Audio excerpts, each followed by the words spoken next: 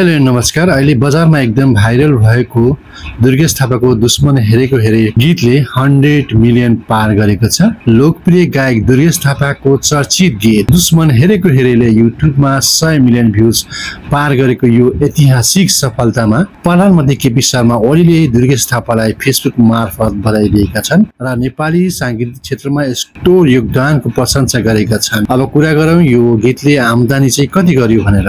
यो गीतले युट्युबबाट करिब 80 देखि 90 लाख रुपैयाँ चाहिँ आम्दानी गरिएको छ। यो कमाई गीतको लोकप्रियता, विज्ञापन, राजस्व, ग्लोबल दर्शक संख्याको आधारमा हो।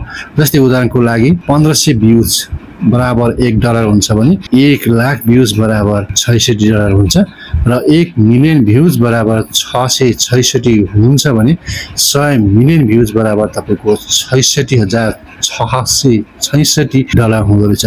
अब तपाईको यसको चाहिँ नेपालीमा कन्भर्ट गर्दा चाहिँ तपाईको अराउन्ड 80 देखि 90 लाख रुपैयाँ हुँदो रहेछ। र दुर्गेश थापाले चाहिँ अन्त्यमा के भनेका छन् भने यो सफलताको श्रेय चाहिँ मेरो प्यारा दर्शक श्रोता र नेपाली गीत संगीत प्रतिको माया हो भनेर भन्नुभएको छ।